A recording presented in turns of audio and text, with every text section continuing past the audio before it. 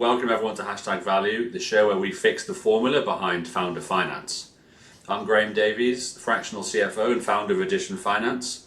And today I'm joined again for the second time, which is super exciting, by James Collinson here, who's going to talk us through, we're going to have a really good conversation about M&A and how he's bolting on lots of businesses to his already successful business. So I'm sure there's going to be lots of insights here for everyone, and I can't wait to get into it.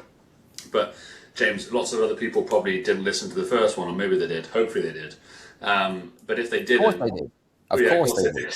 but if they didn't, what would be your quick 60-second intro to DesignSpec, your business? Sure. So DesignSpec started like most businesses do, identify a bit of a problem in the marketplace. It was fixed fee architecture. So, or rather, fixed fee architecture was the thing that was missing from the marketplace. So architects, generally speaking, always charge percentage of build cost, hourly rates, travel expense, and we entered the marketplace and basically said, for this fixed amount of money, we will do everything that you need. One of my big theories with business, however, is that a lot of businesses stay too small for too long, and from our perspective, we had to scale up to get out of the choppy waters that all business owners find themselves in. So we moved into structural engineering. We've got a quantity surveying arm. We've also got DesignSpec Connect, which connects homeowners to builders. And now, as you say, we're moving into more aggressively into the M&A space. So that's us in a brief nutshell. Perfect. Yeah, fantastic. Interesting you said there, James, actually, you had a point there where you said the business, you felt like maybe like a lot of businesses, you stayed too small for too long. What do you think the symptoms of that looks like? Because you've obviously been through that. What are the symptoms of that, so that other founders can maybe realize whether they're in a similar situation or not? Yeah, really good question. I mean, one of the ones that jumps out to me was the fear of hiring, and I feel that most business owners hang on to that fear regardless of the scale of the company. For us, the biggest one, the mantra that we formed and had to live and die by was we would hire for personality and train for skill. Without that at the forefront of what we were doing, in all honesty, we just made the mistake of hiring for people's ability. We hired off of CVs. So, you know, someone applies to you, they've got X amount of years of experience, software experience, sales experience. It doesn't really matter what it is that you look at on that CV. But what we flipped upside down was instead spending 2, 3, 4 sessions with a potential individual, really getting to know them as a person. Will they fit in with the culture of the brand? Do they align with what we're trying to build as a long term? And even if their skills are half of that of somebody else's CV, we need to train them up and they need to become part of our ecosystem. So that actually allowed us to hire at twice the pace of most other companies. It also eradicated a lot of that fear, and that was how we got DesignSpec and our first couple of brands off the ground. And it's now fed into the M&A side. So when we go into a business and we're interviewing both from the founder perspective and staff, all we're looking for is a culture fit. They have to tie in with what we're trying to do. They have to look and sound like us to at least a large degree. And then to train and to input some of the systems and processes that have worked well in our other brands, as long as they're of the same mindset, we already know it's going to be a really good fit. Okay, great stuff. Yeah, I think you touched on some interesting things there around the fear of hiring and things, and I think a lot of businesses that are, I think you go through stages, don't you, as an entrepreneur, that you sort of start and it's small and it's just you and maybe one other or something, and you start generating some revenue and it's all good. Then you start hiring people, and then you get to sort of £1 million ARR, £1 million turnover or something, or dollars, and then all of a sudden it seems like a good business because you're doing £1 million a year, but you now need to start building processes and really having a strong operations, team, department, flows, all that sort of stuff, and that becomes quite difficult because you need to throw quite a lot of resource at that to go from 1 million to 10 million to scale again. And I think you're right, that's where the cash challenges really are, and that's probably what you're alluding to when you stay too small for too long. You hover around the sort of £500,000 to £1 million mark. There's never any resources because you're not big enough to go and hire the maybe the big hitters or the people that you really want to hire. There's no cash available, so it's getting through that, isn't it? You're getting through that barrier is that's sort of the hardest thing to do, and you've chosen to do that, I guess, organically, but also via M&A. I Yeah, guess. we very much started on the organic path. I think it's also the learning curve, right? I think it's I always treat it as the university for business. You got to do it Yeah. yourself. Hiring is guessing, firing is knowing. Yeah. And that's easy to say, but it's completely different when you're dealing with human beings and you're paying their wages, you're responsible for them and their families, and you do feel it. It's very emotionally connected. So you've got to go through that journey. And for me, then it gets easier with the M&A once you've traveled down that path. I think I would have found it very difficult to not have put 5-6 years into a business at least without transitioning to M&A.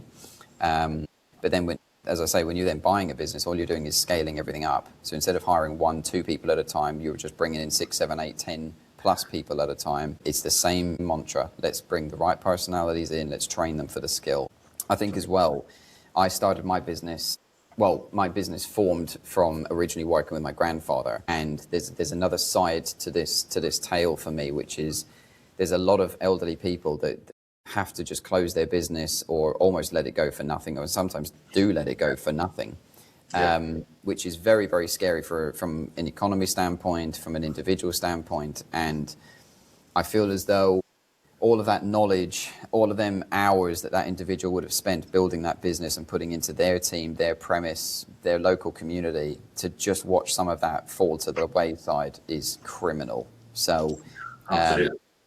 right, and I'm on a bit of a mission now to pull some of these boats together. I want to get as many potential retirees to fold their businesses into a slightly larger empire of some kind and allow their stories to continue, and also to keep them in the business. I think there's a lot of people in this country, particularly in the UK, where they want out because it's become so difficult.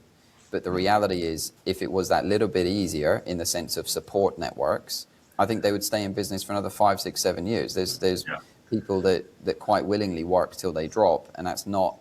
I don't think that should be a criticism of them. Some people really enjoy to work. They just become demoralized. They just become beaten down over the years, and we want to now pull them into our ecosystem. Great. Yeah, fantastic. I think there's a big opportunity there. And obviously, there's lots of people out there, I mean, the content world talking about this as well, right? I'm thinking like Cody Sanchez and some others talking about Yes. street businesses, and which is great. And I think it's good because there's, I think from memory, there's more than 2 million businesses in the UK owned by baby boomers or something. Now they're all coming to retirement age. There's 2.3 million businesses out there that need to find a new home, or those customers need to find a new home. It's actually a really big opportunity now. Not all of those 2 million are going to be good quality businesses that you want to buy, but there will be a lot of them in there that will be good quality businesses. Graham, there's businesses and you would have seen them, right? The profit margins are fantastic. The team are operating unbelievably well. It's just sometimes you get teams of 6, 7 people. The business is generating £200,000-300,000 of profit. The directors had a really good run, but they've just never planned. There is no exit. So it can hit them quite hard. They may have a family member that they've now got to go home and support. We had one of those journeys, that exact journey, whereby one of the directors of a business, their partner fell rather ill. Never planned for that, as very few of us do. Yeah. And then suddenly flipped on his head, right? His whole world went upside down. So now he needs to exit that business. So, yeah, I want to have more of those conversations. I want to see just how many people we can help in the business world, and then by return, keep building a larger boat that services more people, and keep fixing the construction industry as well. I'm quite passionate about the fact that we're not building anywhere near enough homes. Yeah. Sometimes controversial because people want to protect the greenbelt, but for me, we have a lot of greenbelt, we don't have a lot of homes. And until that balance is a little bit closer to center, I really want to help people get their first homes. And we need to build something robust enough to do that. Yeah, it's amazing. Well, that's it's a very strong mission as well. It's a powerful mission that always helps. You know, I think when you're running a business, to have something like that, you know, that vision, that mission that you can really stand behind and get your team behind as well, is really powerful, because you need your team behind it too, right? So that sounds like a really good one. Absolutely. There's definitely a shortage of homes in the UK. Oh, mate, and where that's absolutely correct, you need your team behind it. You need future teams behind it. You need a mission that is so bright that when you're sitting in those rooms, I mean, one of the biggest tactics for sure in the M&A space, you have to encourage people. You have to excite people. The storytelling is everything. No one's going to hand you their business without knowing that it's, first of all, going to a passionate, safe pair of hands. And that's actually a little line that I've written down, is that I must be passionate and I must be a safe pair of hands. And that's helped no end. So, even from that, whatever your story is, put it in a brief one-liner, and everyone that you speak to that you're looking to buy businesses with and from, you just have to say that line over and over. It becomes one of your mantras again. And then the rest of it, in terms of like tactics, one of the biggest tactics for us is you've got to have very strong SOPs. You've got to know what you're bringing to that business on day one. And even rewinding from that, vertical integration. If you're not buying a business that doesn't vertically integrate, I don't really know why you're in the room. Yeah. When you buy that business, you are paying a lot of money in many cases for a business that is already operational and it's already driving profit. So guess what? The man selling it, or the woman selling it, has already got a figure in their mind, and these are not dumb people that you're going to trade with, right? You're sitting opposite someone that's built this. So you need to go in there and say, yep, I'll pay you every pound that you want. And if you can't say that, the deal is already on rocky ground. You need to go in and sometimes offer more and say, look, I'll pay you more than this, and here's the reason why. Your business vertically integrates with mine. Your staff, we always approach it as well, that we're never looking to get rid of staff. We don't look to asset strip. So instead of that, you go in on day one, you itemize what all of their staff can do. If there's any doubling up between their staff and yours, find what strengths either your team or them individuals can now do that they couldn't do before, because you've freed their time up. And instantly you've now grown both businesses.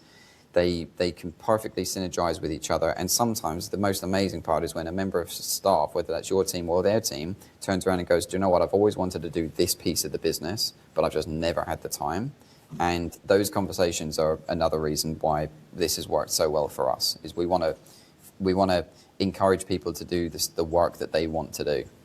Yeah, fantastic. Yeah, I mean, that's what I was going to go on to next, really. I think I've done a lot of M&A in large companies like corporates and also smaller ones too, and definitely the larger ones is very much around, because when you're selling a company, like you quite rightly said, they've probably got advisors, or they know what their business is worth, really. And I know that's not easy to define, and there's always a range, but they'll have a good idea as to what their worth is in terms of value.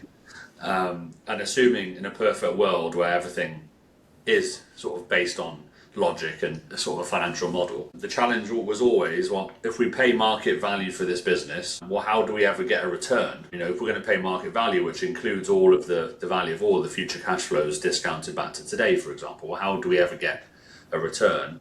And for us, that was always, well, actually, there's going to be some cost synergies, or there's some revenue synergies, or there's something else that makes it, 1 + 1 = 3 rather than 1 + 1 = 2. And that's really where the value comes from.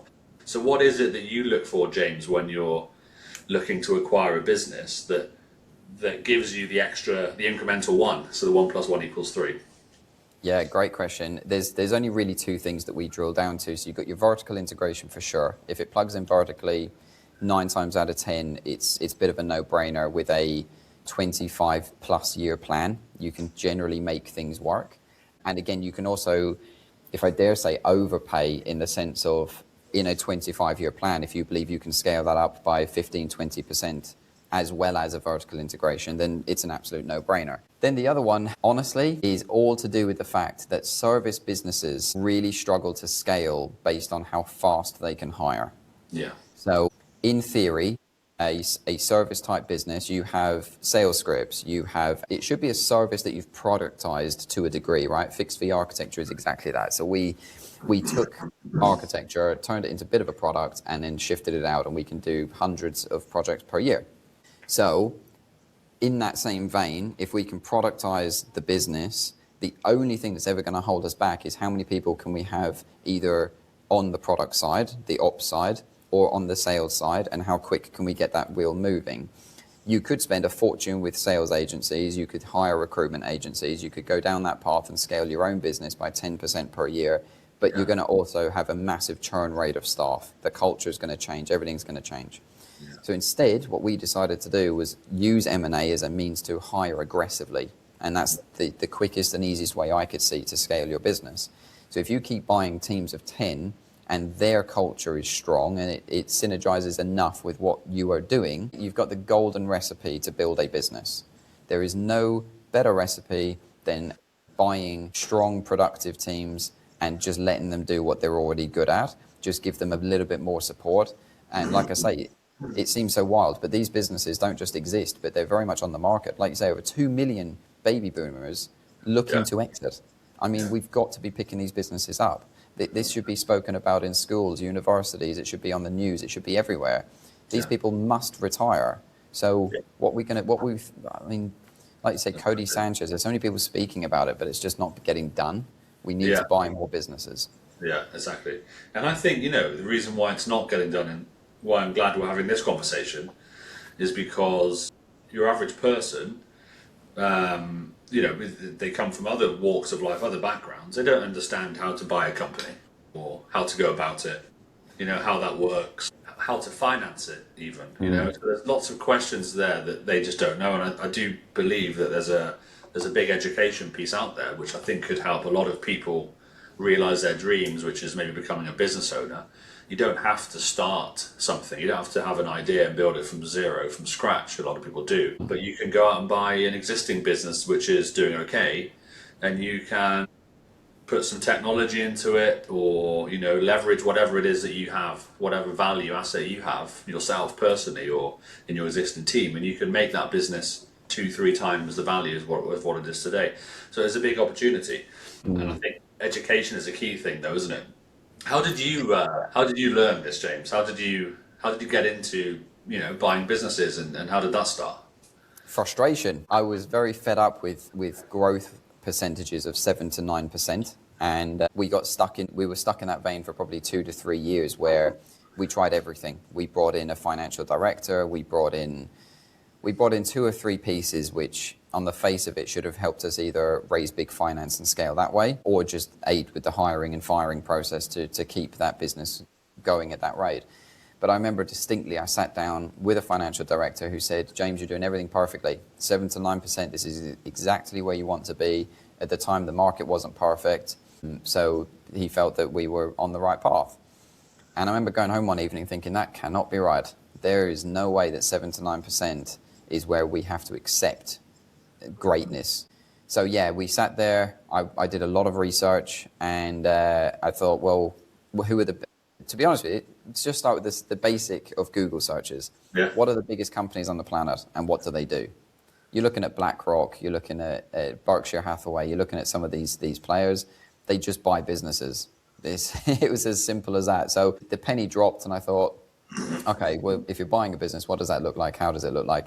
And then very quickly you fall into vertical integration, everything that we've just spoken about, whereby as long as you're buying the right business and it can fit into your ecosystem, you can double in size overnight in theory. Yeah. So that was the start. We learned a lot in the early phase because it's a very expensive space. You'll know better than me, even with some of the legal fees, the accounting fees. There's a lot of money to be spent. Now with AI, we've trimmed that right down. I mean, insanely so. We can do the majority of our heads of terms. We can do the majority of our financial discussions. We do a lot of it through AI. And one of the key things with M&A that people must understand, it's so personal that sometimes as soon as you involve a solicitor, involve an accountant, if you do that too early, you can kill a deal. And it's not by fault of the accountant or the legal team or solicitor. It's just the fact that it's a scary space. Yeah. These people have sometimes ran their businesses for 20 plus years, and then suddenly you put an accountant in front of them and say, we've been through your numbers and here's how we value it. Yeah, so, you're not dealing with a FTSE 100 board, you're dealing with a business owner who's very personal, right? Very personal, yeah.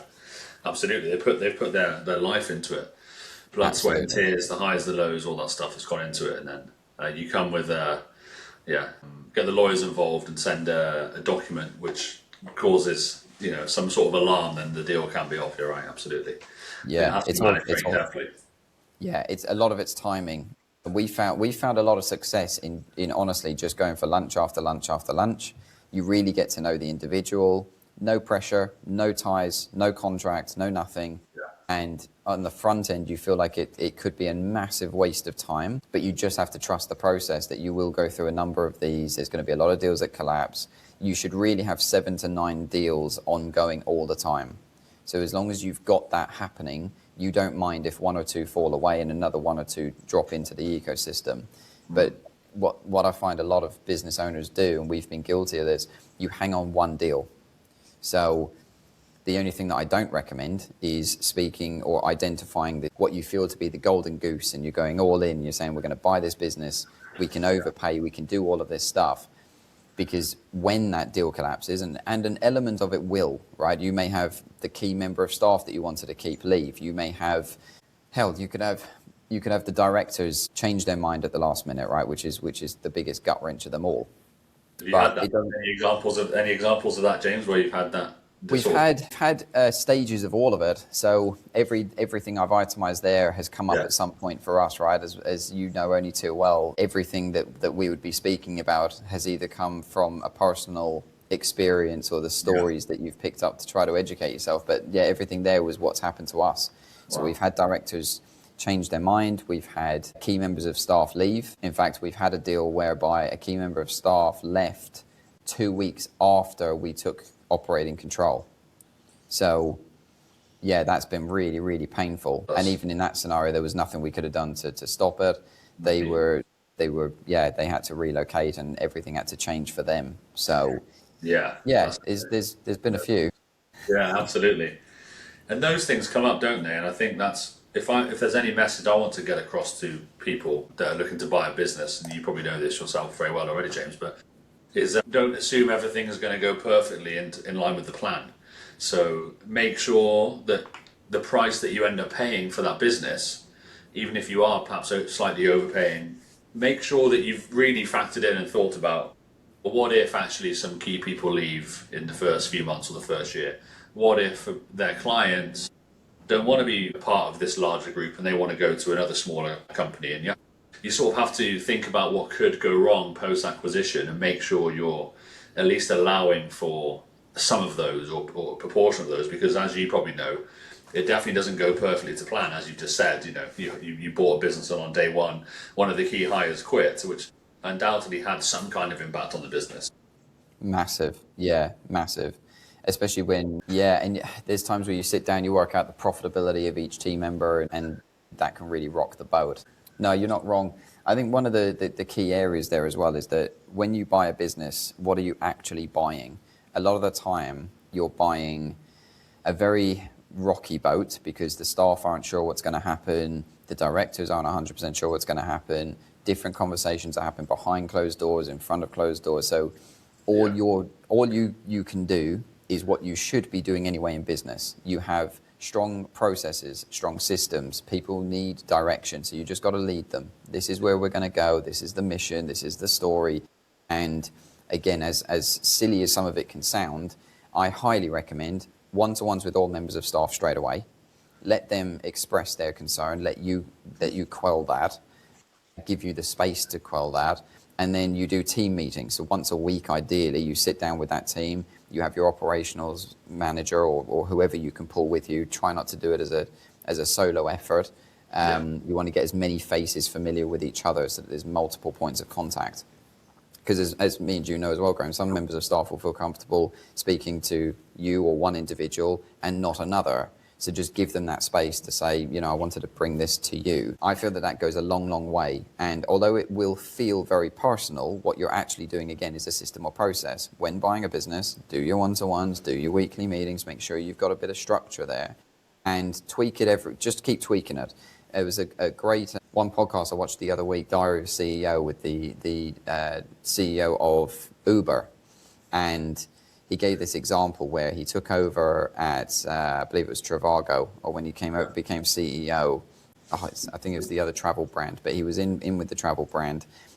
Basically, he was advised to walk the halls, and that's what this previous director had done every week. And he just got speaking to people, and it was his way of management. And unfortunately for the new CEO, he tried pacing the halls. People thought it felt disingenuous. They didn't like him. They felt that he was shadowing them and micromanaging them, and it fundamentally did not work.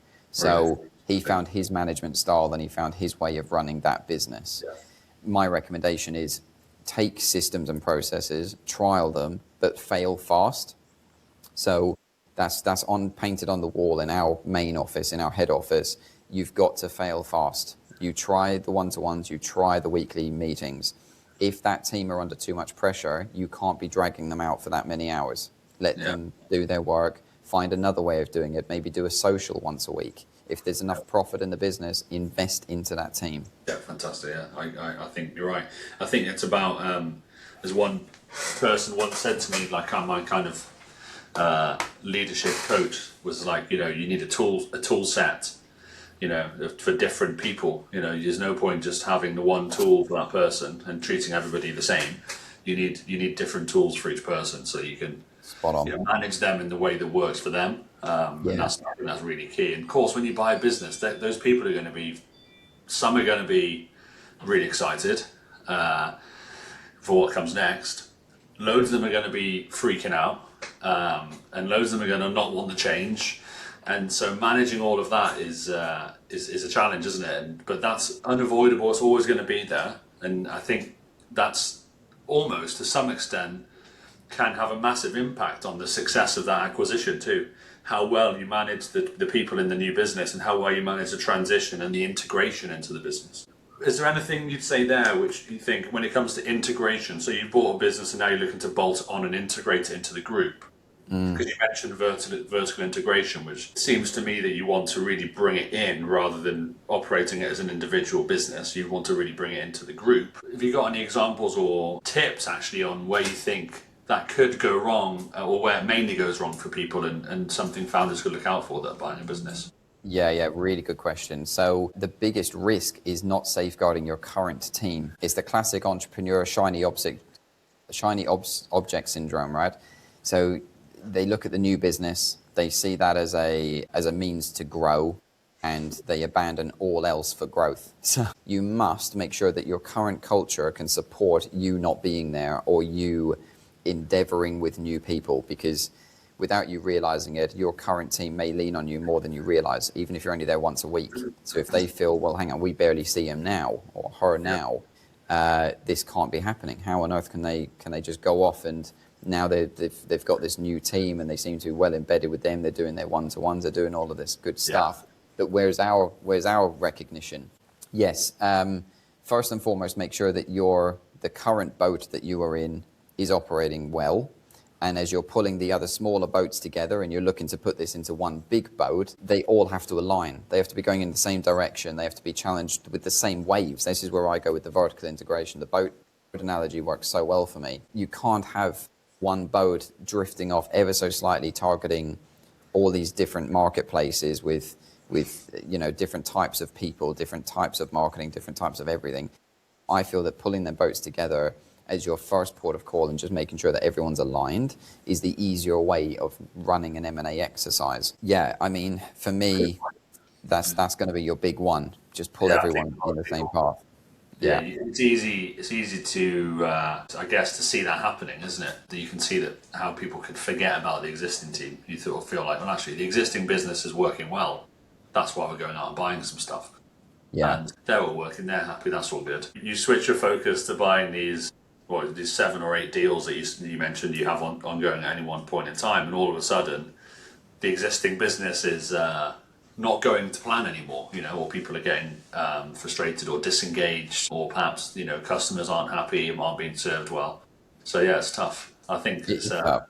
And that's where I guess the team comes into play, doesn't it? Having a really strong management team, that you have to really ensure that you've got the current business is really well managed by the management team, that they're running the business day to day really, and that frees up somebody, one of the directors, in this case is you, James, to go out and buy these businesses. Because if you're trying to do both, I think that's probably destined for failure, to be honest with you.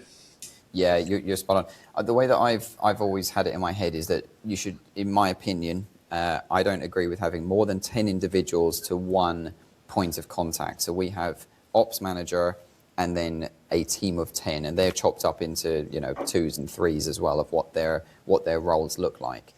But it allows you to incentivize a team of 10 without it becoming cloudy. And what I mean by that is, if you have 20 people, you've definitely got 2 to 3 clans of individuals, and the rivalry can get a little bit overheated, and then in turn that culture spills over to the M&A. So if they're speaking to each other and you have someone from the new company say, oh, what's it like being part of this group? And they say, oh yeah, they're great, but that one over there, that set of individuals, just ignore them at all cost.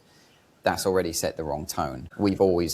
One huge thing that I have in business is you must have every individual sing the praises of the team first.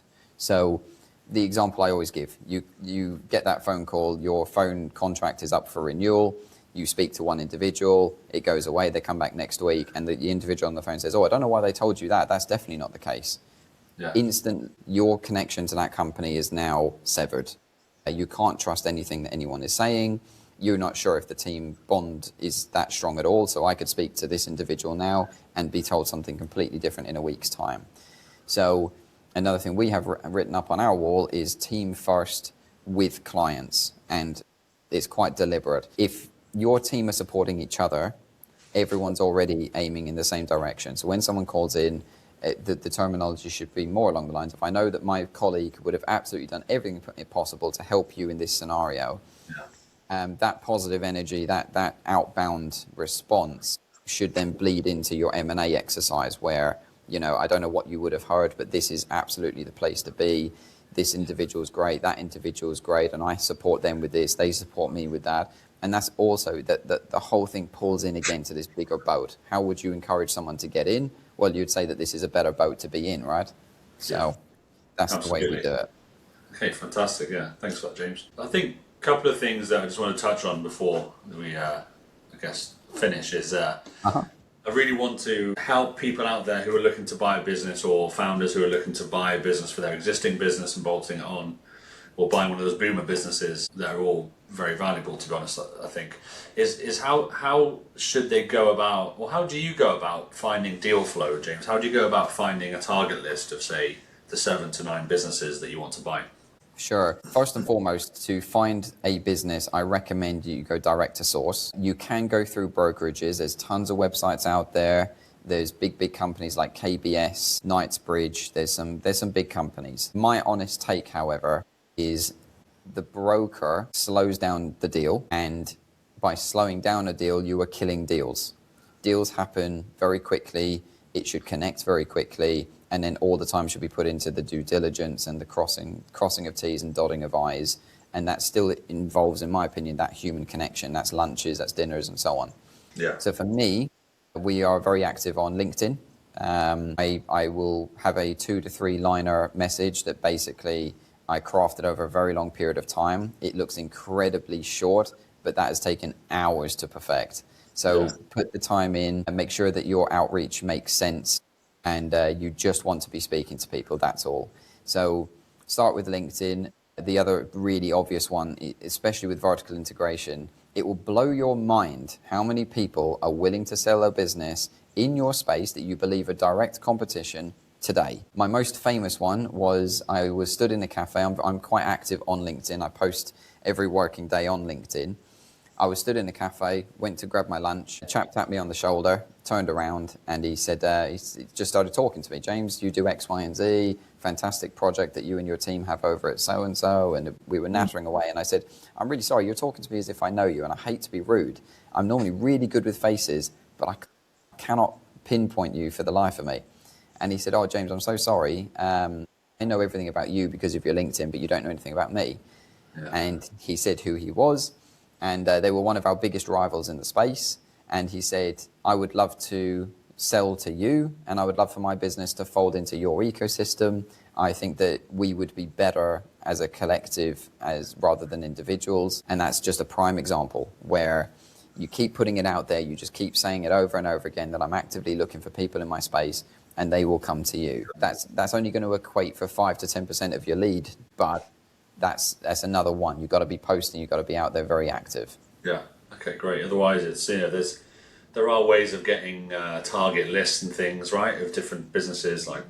I'm thinking of it more from a sales outbound type approach if you're looking to target a certain business. But platforms like Apollo, for example, are really good at segmenting lists for you, be that for any purpose really, for acquiring customers or even acquiring businesses. Starting with a list like that, and then, like you say, chipping away at it, trying to get in front of them in a very human way, to say, look, I'm interested in acquiring businesses. We're looking at acquiring businesses. Are you open to having a coffee, a chat? And then from there, it could go on to lunch or whatever too. And I think that relationship building is really important, though, isn't it? I think if there's a business you really want to acquire, you've got to really build that relationship and get into the business. Absolutely. Slowly. You can't rush it either, can you? So yeah, absolutely. No, and sometimes it doesn't work, right? Like there's many times where you'll sit down, you'll have a coffee with someone and you just know that you can't quite do business together. You could maybe trade a bit of work here and there, but to be in business together for 4 or 5 years, you've got to connect. So, and there's no ill feeling there if you set it up correctly. So absolutely, that's one way to go. And another quick one to touch on is the funding. For me, everyone should study vendor finance. This is the only reason to get into M&A, in my honest opinion, is the fact that the business purchase can be funded by the business you're buying. That's the game changer. You're not bound to lending criteria from a bank. It's completely flipped upside down. You can just negotiate your way all the way through it, and you can buy £1 million business by negotiating. You can't buy £1 million house by negotiating with your bank. It's a very rigid set of criteria. So vendor finance for me is absolutely a big one that people must study if they're going to go into the M&A space. Exactly. Yeah. You just that was my final question I was going to come on to now, James, is how have you financed these deals? And vendor finances or seller finances, the number one way in this space, in this sort of SME type space to acquire businesses. And I mean, for people out there who don't know what that means, you can just Google it, of course, but it's effectively saying to the person that's selling the business to you, so the seller, you doing a deal with them that says, I'll buy your business for £1 million, but can I pay you over the next X number of years, 5 years, 10 years, out of the cash flows that business is generating already? So the business is, say, generating, say, 100k a year, you're buying it for £1 million, you would say, look, I'll pay you back over 10 years with some interest. And so effectively what's happening is that seller is giving you a loan, kind of. They're basically lending you the money to buy the business. Now, of course, for the seller, there's an element of risk involved there, isn't there, James? Because if the business then doesn't deliver those cash flows, it makes it very difficult for them to realise all of their cash, because often it's based on financial performance. But it's a really great way of making it happen. And of course, the kind of businesses we're talking about acquiring here, there's probably not 1 million people knocking on the door saying, we want to buy it. So as a source of retirement for these business owners, seller finance is a really good way out. You guaranteed, semi-guaranteed, a pot of money every year for the X number of years, and it just helps you exit without you having to go to a bank, like you said, and drawing down £1 million loan or something to go and buy a business. Have you bought all of the businesses so far, James, on 100% seller finance, or is there sometimes a combination? I mean, I've often seen sort of 80-20 where you have to put 20% of cash up front and 80 could be financed. Or what do you normally do? What have you seen? Yeah, honestly, every deal is slightly different, but you're absolutely right. A strong business should involve you putting money down. Yeah. You're not going to buy a business generating hundreds of thousands in profit without a level of commitment, because they could sell, right? They could sell that to anyone. It's a very, very strong asset to have. But one thing that you're absolutely spot on with as well, if you're selling the business and there isn't an obvious way out, seller finance is perfect, because they're getting paid over time. The element of risk is no different to giving it to staff, giving it to, just trying to exit even.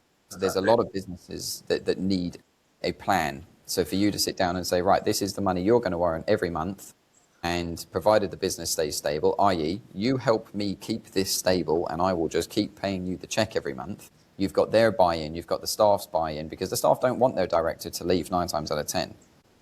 Some of these businesses, staff have been there 15 plus years. So they don't want their director to leave. So for you to tie them in and to say, look, you're going to get paid over time. And I'm a big believer in being open and transparent with the staff on all of the finances. I believe that we should be telling people, look, the director of the company is not fully exiting. He's actually going to get paid for the next 5+ years. He's going to be part of our ecosystem, whether he likes it or not, whether we like it or not. 9 times out of 10, they love that. It's going, oh, thank God, at least we're not being thrown into the shark's pit and hoping to God that it survives. And the energy is stronger. Everything's stronger when you say this person is still part of our team. So yeah, that's the way to do it. You structure it with vendor finance. If it's a really strong business, you've got to put something on the table. But then even with that, my friend, there's lending companies, there's lending providers out there that will give you the short-term loan up front. It's very expensive, but if a business says to you, put 50 grand in my bank account tomorrow and I'll let you buy it, sometimes it's viable. And it's a very easy equation. A lot of businesses, if they're generating, let's say clean per month, there's £50,000 flowing into that business that's disposable to a degree, then you can allocate £10,000 to the borrowing of the upfront loan, and the rest of it can be going to the director. Thereafter, you've got to generate your profit, no different to any other business, except this time you've bought a business with maybe 10 members of staff that can all help you generate it. So, exactly. And of course, the game is to generate more. So if you commit to paying the director 100 grand a year, because that was the deal you made when you bought the business on seller finance. Ideally, you want to make 200 grand a year so that there's something for the top co as well, the top company that acquire it, because you need that too. But yeah, absolutely. I think that's. And sometimes that fresh energy, whatever that looks like, whether it doesn't have to be an age thing, it can just be that you've entered the business and said, right, we think we can double turnover. And by the way, staff, if you can help us get there, there's bonuses for everyone. There's many businesses out there that have stayed pretty stagnant, and that's not just the climate. Although that does have a big impact, especially in the UK right now. People are fed up with how flat it's been. So if you can walk in there and say, right, we've already got 5 or 6 companies. This is maybe like 1 or 2 steps into your M&A journey. But if you can say, look, we've got these ideas or these other brands, we've got this here. You guys have joined our ecosystem, so you can bounce off of all of these. If you do, there's a commission or there's an uplift of some kind. Look, just help us get this boat as quickly as we can in that direction. It doesn't take a lot to excite members of staff that have been in a business for 15 years without a massive percentage of growth. So yeah, that's the way to do it. A lot of this is storytelling, right? Like everything we're doing here, it's you're telling stories, I'm telling stories. You've got to get the seller of the business invested in your book. And I say to people all the time, like that fail fast analogy, it all compounds. If you spent the first 3 years trialing a business and it failed, then another 3 years and it failed, another 3 years and it failed, but then something worked and you've got a business now that's stable, tell people that you failed 3 times previously. Yeah, absolutely. That's the most important part. That is the most important part of the story, to be honest with you. Absolutely. Of success. I want to know where the pitfalls were, what did you find at the bottom of it, how painful was it, and will we ever do it again? And if you can bounce off of them and say, well, I know for a fact we won't be doing this, this, and this, then you're filling them with confidence. People see failure as this barrier, especially as a director or as a CEO, that when you're walking into rooms full of people, it's almost like they just try to hide it. And I think you just need to, I know you need to go the other way. Invite them into the story and say, look, this is where I fell down before. We don't need to do that again because I felt the pain of it last time. This one is just for you guys, and let's pick it up and let's run with it. James, thanks so much for sharing all of that. Very insightful. Just out of interest, how many businesses have you acquired so far since you started on the journey? It's more the different types. So for us, we've done a number of different deals in very different structures, which is what we're most proud of. So I've got a business that I'm, for example, a 50-50 business partner on. And that's actually one of my favorites. And it's definitely one of my favorite stories. This one's probably worth saying the most. I worked with this gentleman for probably 10 years. We were really trying to tie our businesses together. We got on absolutely like best mates would get on. Yeah. And he watched me building my business. I watched him building his business. And the stars never quite aligned. Even the fact that he was based in Kent, I was based in Essex, and we just couldn't get this thing to work. And I threw it out to him one day and said, why don't we just create this business? It's a little bit of both of us. It's leaning on the 2 resources that we have, but we're business partners, we're 50-50. And that's another example. It may not fit perfectly into the M&A bracket, but then what's happened as a result, we've ran that, we've bounced off of each other. He's quite a bit older than me, and he said, James, do you want to buy everything that I have? Because I love working with you. I love this small business that we have, which is a really nice little business to have, but could that swallow up everything that I have over time? I mean, first of all, what a story. I love the fact that we were best mates. We managed to put all this thing together. And It's helping him, his family. It's helping with that retirement plan. He went from a very large business that he scaled right down during COVID. So now we're scaling that up together because he's now been re-energized. And so that's a prime example. So we've got that kind of deal. We've got the straightforward purchase. I'll give you another one. There was one business we agreed to pay 130,000 for, originally priced up at £1 million, which was mind blowing.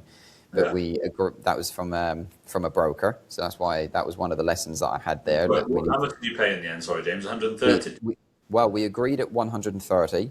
Yeah. In order to hit those timelines, the business had to do certain targets. And to be completely honest with you, Graham, the two directors had left it too long. They didn't have any energy left in the tank. Yeah. And there was actually a lot wrong with the business, which we were finding over time, which was a really frustrating one for us. And basically, they ended up turning around to us and saying, "Can you just take it for £1 and we're done? We're just too tired." Yeah.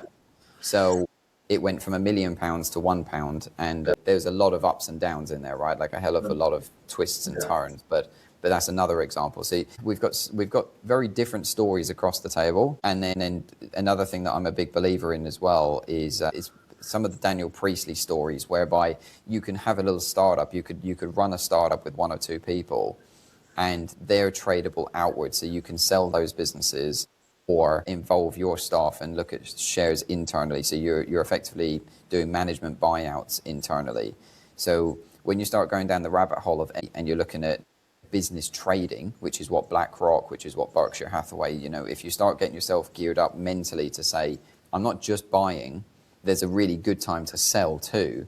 Yeah. And although we would never let go of our core businesses, there's little spin-offs that every now and then you can create and say, actually, do you know what? That member of staff can have that, and it's still part of our ecosystem. But the whole thing you get really excited about what you could build within 12 months and let go of. And I think there's a lot to be said for that as well.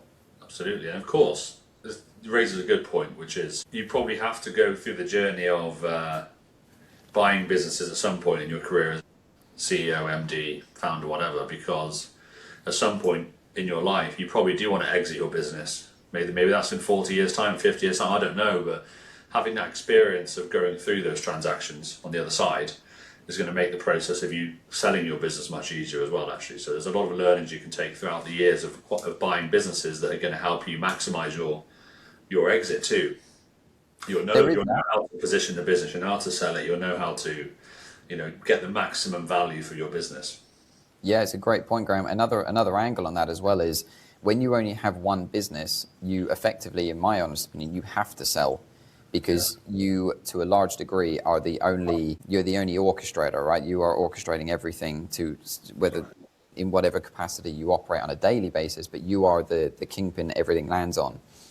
However, with M&A, if you end up in a position where you do have 10 companies below you, you actually don't need a lot of money out of each for you to live a very good lifestyle. So all of those little teams of 10 that I talk about, whether there's multiple teams of 10 in one business, or if you can get to the point where you've got loads of little businesses and they're all sort of 10 members of staff each that are easily tradable, easily scalable, easily anything, you only need a very small piece of the action in each one of those businesses.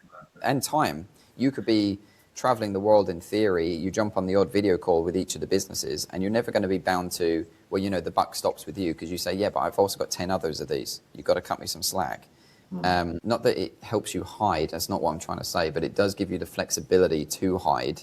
And therefore, in later years, when you can sit down with your teams and you're doing your annual meetings or your quarterly meetings or whatever you're doing, first and foremost, most entrepreneurs enjoy that. That's what they're looking for. So again, coming back to Berkshire Hathaway, those directors, Charlie Munger, for sure, never ever planned on retirement. He was quite happy being a small piece in a lot of cogs. Yeah, absolutely. Yeah. But yeah, of course, the founder wants to make themselves redundant ultimately, and that's also how you make your business sellable, isn't it? If the business is reliant on you, then that's actually not a good thing. Although in the early days, it's definitely a good thing. Yeah. There comes a point when it's not a good thing. There's no when that transition is really, isn't it? But yeah, just out of interest, James, obviously we're in the business of finance and accounting too, via the Edition platform and accounting automation and really making that experience so much better for entrepreneurs and founders. Out of interest, how are you managing the financial management and setup of these businesses you're acquiring? and making sure it's aligned across the group? Yeah, really good question. The biggest piece is probably debt management. I think that you need your accounting software and team to appreciate the pressures of the monthly. Yeah. I find a lot of business owners see or speak to their accountant annually for the annual accounts, and they're talking about, the profit and loss over a 12-month period. In everything's monthly. That payroll, that director's payment of whom you're buying from, you've got to make sure those businesses are very efficient on a very short time scale. And I think that's one huge learning curve that I went through for sure, and that these listeners and your clients would appreciate. You've got to get very close to your accountants and your financial advisors.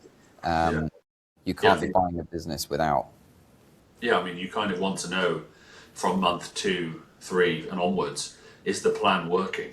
Is the business, is the performance in line with the budget that we bought the business based on? Is it above it? Is it below it? Are the benefits of vertical integration or the synergies being realized yet? All those sorts of things are really key when you're thinking about reporting when you buy a business, right? And of course, if you're just sailing blind there and you don't have that visibility on, is this actually a success? And you can't do that based on the bank account balance, because we know there's timing involved of when people pay you, when you need to pay the tax man, all that sort of stuff. So having that finance partner there that can really help you make sure that you're realizing the value, because 2, 3, 4, 5, 6 months can go by, and if you're not on top of it and you're not pulling those levers, that's value, that's money off the table. And so I think being on top of that is really important. Absolutely. Graham, go even stronger, man. One of the big ones for me is that with the boat analogy again, we're talking about business owners that are boomers. So in the 80s and 90s, I'd love for someone to challenge me on this. It was a lot easier to make money. Taxes weren't as high. Forget about the taxes. Let's just cut it as it was. So the business owners in the 80s, right? Right. And so when I speak to business owners from those eras, they say to me all the time, you're mad to be in business. We used to go on 3-4 holidays a year. We had one business. It was profitable. We didn't even do KPIs. So these are the people that potentially you're buying from. So when you go in and say, right, I just need to know the profitability of each staff member. I need to know what were the KPIs, what were their targets, what are their commission structures. A lot of business owners will turn around to you and say, are you mad? We just quote this out. And if they reply, then we do the job. But if they don't reply, we don't chase them up. We're not in the game of following up on quotes. So they're the people that you're going to be working with, right? Financial model should have KPIs, close rates, sales targets. Like there's very basic structures. So my recommendation, you go in on day one, you try to identify the key fee earners and the people that are not fee earning. And you need to have very basic metrics that do not scare them, do not scare anyone, that you can eventually sit down with your finance partners and say, right, this is where we feel we're going to be. This is how we're going to pay down the debt. Does this align with our accounts as a holding company or as a network of companies? And let's start trying to map this out. A lot of it has to be done in behind those closed doors, just because the staff would not be used to it. I try to let them peek in, show them little bits and pieces. This is why we're doing KPIs. It's not just to track you, but it's to make sure that we can pay down the debt. And say that. Yeah, and of course, a lot of the initiatives in terms of the synergies, the vertical integration will be given to people, won't they? So you'd be like, yeah, we bought this business, and one of the key value drivers for this is that we're going to very simply we're going to migrate them onto our systems operationally. So that's your project. Are you happy to run with that one? And so that's how you manage the team and sort of in terms of the bigger picture in that financial model. One of the value drivers would be there's X amount labeled to systems integration, and so that person there is responsible for delivering that value driver and so on. I think is kind of how it works, I guess. And just out of interest, do you have an FD now, James, helping you with this, or do you do it yourself, or what sort of setup do you have? So we effectively have a operational manager who oversees a number of those areas. So I was lucky. He's very gifted on the numbers side of the business anyway, and he enjoys that side of the business. So he loves reporting, and he loves making sure that the areas are profitable and so on, while also ensuring that people are operating. So I got a little bit lucky, is the truth. You have to have some luck in business, right? Yeah, exactly. So you've got a good operations person that can run numbers for you.